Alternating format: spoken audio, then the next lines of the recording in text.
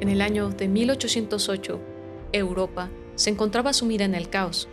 Napoleón Bonaparte, el emperador que había doblegado a reyes y naciones, lanzaba su mirada hacia la península ibérica.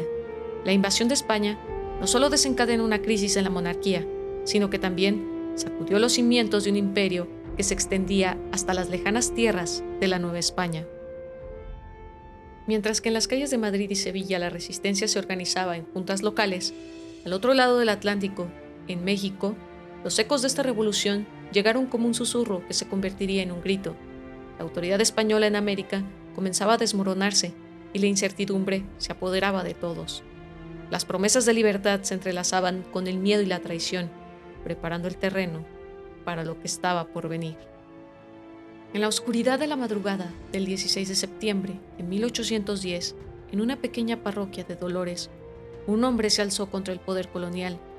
Con la voz de un pueblo oprimido resonando en su pecho, lanzó el grito que cambiaría para siempre la historia de México. ¡Viva la Virgen de Guadalupe! ¡Muera el mal gobierno! Fueron las palabras que encendieron la llama de la revolución, una llama que no se apagaría hasta alcanzar la libertad. Desde las sangrientas batallas en el Bajío hasta la última resistencia insurgente, la guerra de independencia fue más que una lucha por el territorio, una lucha por la identidad, por el derecho a ser libres. ¿Qué sucede cuando la opresión se enfrenta a la determinación de la libertad? Acompáñanos en este viaje al corazón de la guerra que cambió el curso de la historia. La guerra de la independencia de México ha comenzado. ¿Qué sucede cuando el pasado se niega a ser olvidado? En Ecos del Pasado, historias que resuenan, desenterraremos relatos que han quedado sepultados en la memoria de la humanidad. Acompáñanos en un viaje a través del tiempo, donde cada episodio te revelará un secreto, una historia que aún resuena en los ecos del ayer. ¿Estás listo para escuchar lo que la historia tiene que decir? El inicio del fin. El último suspiro del virreinato. El año 1808 marcó un punto de inflexión en la historia de Europa y de América. Napoleón Bonaparte, el genio militar que había forjado un imperio con sus campañas incesantes, dirigió su ambición hacia la península ibérica, desencadenando una crisis que resonaría al otro lado del Atlántico. Con la captura de Carlos V y su hijo Fernando VII, Napoleón dejó a España sin un liderazgo legítimo y en su lugar impuso a su hermano José Bonaparte como rey. Este hecho, que en Europa fue visto como una afrenta directa a la monarquía, tuvo repercusiones profundas en las colonias americanas, especialmente en la Nueva España. En España, la respuesta a esta imposición no se hizo esperar. Las juntas locales, que eran órganos de resistencia que se crearon en diferentes regiones, reclamaron la autoridad en nombre de Fernando VII, el rey cautivo. Pero la falta de un mando central debilitó la cohesión del imperio. Mientras las juntas se organizaban para resistir a las fuerzas napoleónicas, en las colonias, especialmente en la Nueva España, la lealtad al rey tambaleaba. La noticia de la invasión napoleónica llegó a tierras mexicanas, acompañados de incertidumbre y miedo, pero también de una oportunidad, la posibilidad de cuestionar el orden establecido. La invasión napoleónica había sembrado el caos en la metrópoli, y esa confusión se extendió rápidamente a las Américas. Cita: La invasión napoleónica y la crisis de la monarquía española, de Lorenzo Esquivel. Los criollos, descendientes de españoles nacidos en América, vieron en la crisis monárquica la ocasión de cambiar el rumbo de la historia. Durante años, habían soportado un sistema que los mantenía en una posición subordinada frente a los peninsulares, los españoles nacidos en Europa. Pero ahora, con la autoridad en España fracturada, comenzaron a surgir las primeras ideas de independencia. En ciudades como Querétaro y Valladolid, se gestaban reuniones clandestinas, donde hombres y mujeres, cansados de la opresión, discutían la posibilidad de romper los lazos con la corona. Fue en este ambiente de tensión y esperanza que nacieron las conspiraciones de independencia. En Querétaro, La casa de doña Josefa Ortiz de Domínguez se convirtió en el epicentro de un movimiento que cambiaría el destino de la Nueva España. Junto a ella, figuras como Miguel Hidalgo, Ignacio Allende y Juan Aldama comenzaron a planear lo que sería el inicio de la lucha por la libertad. Mientras tanto, en Valladolid, José María Morelos y Pavón, influenciado por esas mismas ideas de libertad y justicia, también se preparaba para tomar las armas en nombre de la independencia. Los caminos hacia la libertad se trazaban en las sombras, con susurros y promesas de un mañana distinto. Cita: La invasión napoleónica y la crisis de la monarquía española, de Lorenzo Esquivel. La invasión napoleónica no solo desató una guerra en Europa, fue el detonante que encendió la chispa de la rebelión en América. Los eventos que comenzaron en 1808 en la península ibérica se convirtieron en el catalizador de un movimiento que no solo desafiaría el dominio español, sino que también cambiaría para siempre el rostro de un continente. En México, esa chispa se transformaría en una llama ardiente que con el tiempo daría luz a una nación nueva e independiente. La mecha encendida, las conspiraciones en Querétaro y las figuras clave del alzamiento. Mientras España intentaba levantarse de sus ruinas, en la Nueva España, un grupo de criollos visionarios comenzó a trazar los primeros pasos hacia la independencia. En el corazón de Querétaro, una ciudad tranquila y conservadora, surgieron conspiraciones que cambiarían el destino del continente. Bajo el velo de la discreción, reuniones secretas se llevaban a cabo en la casa de doña Josefa Ortiz de Domínguez, una mujer de gran coraje y determinación.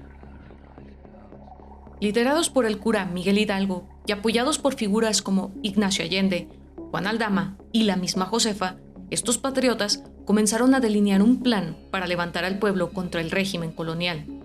Las reuniones, disfrazadas de tertulias literarias, pronto se transformaron en verdaderas estrategias para un levantamiento armado.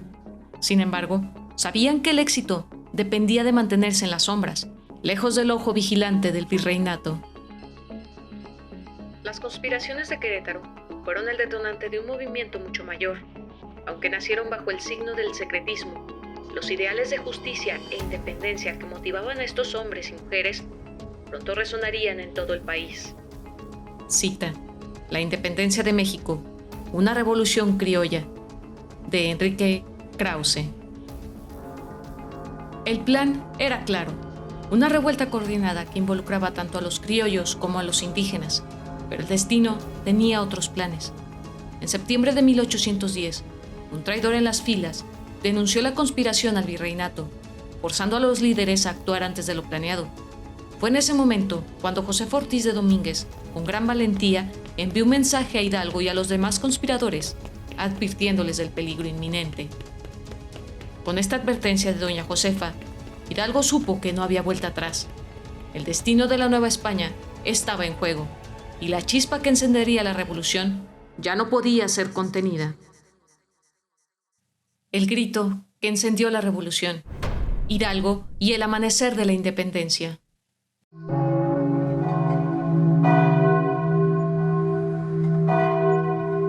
En la madrugada del 16 de septiembre de 1810, las campanas de la parroquia de Dolores resonaron con una intensidad inusual. No era un llamado a la misa, sino el llamado a la libertad. Miguel Hidalgo y Costilla, un sacerdote ilustrado y carismático, se había plantado frente a su congregación con una decisión irrevocable. La independencia de México había comenzado. Con el rostro encendido y la voz firme, Hidalgo levantó su estandarte, una imagen de la Virgen de Guadalupe, y pronunció las palabras que cambiarían la historia para siempre. ¡Viva la Virgen de Guadalupe! ¡Mueran los gachupines! ¡Viva la independencia! Con este grito, la semilla de la revolución había sido sembrada en el corazón del pueblo y no habría retorno.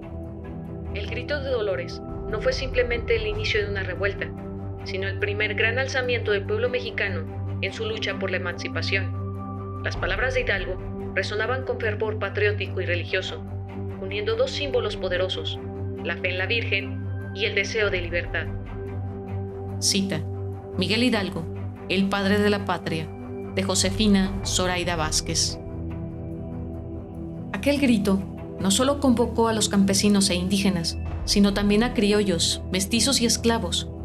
Una multitud que había vivido bajo el yugo colonial por más de 300 años. Con lanzas improvisadas, piedras y machetes, comenzaron a formar un ejército popular que marcharía hacia la capital. El levantamiento se extendió rápidamente, y lo que comenzó como un pequeño grupo de insurgentes pronto se convirtió en una fuerza imparable. Hidalgo, sin experiencia militar, pero lleno de determinación, guiaba al pueblo en esta lucha desigual.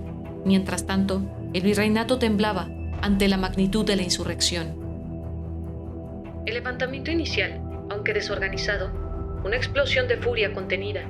Las injusticias acumuladas durante los siglos encontraron una salida en las filas insurgentes que se extendían como un río desbordado. Cita: Independencia y Revolución en México, de Eric Van Jong.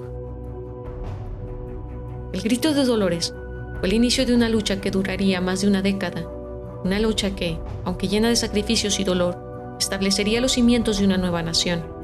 Los ecos de esa madrugada aún resuenan en la memoria colectiva de México, recordándonos que la libertad, aunque costosa, es un derecho innegable que merece ser defendido a toda costa. La primera etapa, la rebelión inicial, entre 1810 y 1811. Tras el emblemático grito de Dolores, el movimiento insurgente, liderado por Miguel Hidalgo, se puso en marcha. Lo que comenzó como una llamada local a las armas, rápidamente se convirtió en una rebelión que arrasó con las viejas estructuras de poder en la Nueva España. Miles de hombres y mujeres, empuñando herramientas de trabajo como armas, se unieron a Hidalgo, formaron un ejército improvisado, pero lleno de fervor revolucionario. Desde Dolores, el ejército insurgente avanzó hacia el Bajío, una de las regiones más ricas de la colonia. La primera gran prueba de fuego llegó en la ciudad de Guanajuato, específicamente en la Alhóndiga de Granaditas. Este edificio, que servía como almacén de grano, se había convertido en el último refugio de los realistas locales, quienes esperaban resistir el asedio insurgente. El 28 de septiembre de 1810, los insurgentes, enfurecidos por años de opresión y despojo, atacaron la Alhóndiga. La resistencia dentro del edificio fue feroz, pero insuficiente. Al caer la noche, los insurgentes lograron abrir las puertas y la masacre que siguió fue implacable. Muchos de los que allí se habían refugiado, tanto soldados como civiles, fueron asesinados sin piedad. Este episodio, aunque victorioso para los insurgentes, marcaría también uno de los momentos más oscuros de la guerra. La toma de la Alhóndiga mostró tanto el poder como la brutalidad de la rebelión, un recordatorio de que la libertad a veces nace en medio de la violencia y el caos. Cita: El espejo enterrado, reflexiones sobre la identidad de América Latina, de Carlos Fuentes. En el ocaso de 1810, mientras las fuerzas insurgentes lideradas por Hidalgo seguían avanzando, el virreinato de la Nueva España se encontró al borde del abismo. La toma de ciudades clave como Guanajuato y Guadalajara alarmó a las autoridades coloniales, que reconocieron que la situación ya no podía ser contenida con las medidas convencionales. Con el avance de los insurgentes hacia la capital, la Ciudad de México se convirtió en un baluarte a defender a toda costa. El virrey Francisco Javier Venegas, consciente de la gravedad de la amenaza, no tardó en reorganizar las fuerzas realistas bajo el mando de uno de los generales más capaces del virreinato, Félix María Calleja. Este oficial había demostrado su eficacia en la represión de sublevaciones en el Bajío y ahora asumía la responsabilidad de proteger el corazón del dominio español en América. Con el ascenso de Calleja, el ejército realista no solo se reorganizó, sino que adquirió un carácter más feroz y determinado, reflejando la desesperación del régimen colonial. Cita: La guerra en el Bajío. Estrategias y tácticas realistas, de Pedro Gómez. Bajo la dirección de Calleja, se emprendieron medidas drásticas. Las murallas de la Ciudad de México fueron reforzadas y se estableció un sistema defensivo para repeler cualquier intento de asalto por parte de los insurgentes. Además, se decretó la ley marcial en la ciudad, otorgando a las autoridades poderes extraordinarios para controlar a la población y sofocar cualquier simpatía hacia la causa rebelde. La instauración de la ley marcial convirtió a la Ciudad de México en una fortaleza asediada, donde cualquier acto de insurrección era castigado con una dureza sin precedentes. Cita: El virreinato en crisis, la respuesta a la insurgencia, de Luis Mendoza. Tras la victoria en Guanajuato, el ejército insurgente continuó su avance. En cuestión de semanas, su número había crecido a decenas de miles. Hidalgo y sus hombres se dirigieron hacia el corazón del virreinato, marchando hacia la Ciudad de México.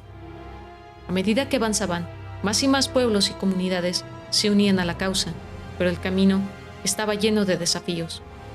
El 30 de octubre de 1810, en las montañas cercanas a la Ciudad de México, tuvo lugar la batalla del Monte de las Cruces. Esta batalla sería crucial.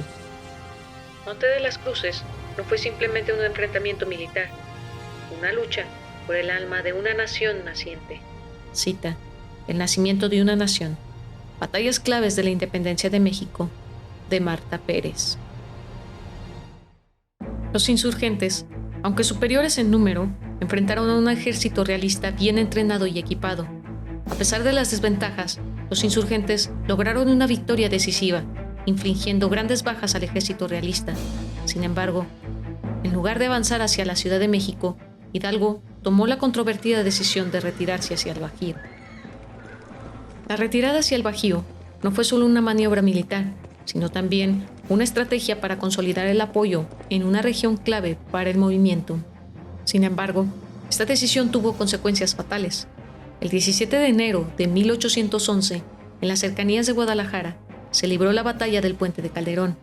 Aquí, los insurgentes, liderados por Hidalgo, Allende y Aldama, enfrentaron al ejército realista bajo el mando de Félix María Calleja. La batalla del Puente de Calderón, un enfrentamiento brutal, donde la valentía insurgente chocó contra la disciplina y el poder de fuego de los realistas. Cita: Ecos de una guerra, la historia militar de la independencia de México, de Raúl Gómez. A pesar de luchar con determinación, los insurgentes fueron superados. La derrota en el Puente de Calderón marcó un punto de inflexión en la rebelión. La derrota fue devastadora, no solo en términos de pérdidas humanas, sino también en la moral del movimiento.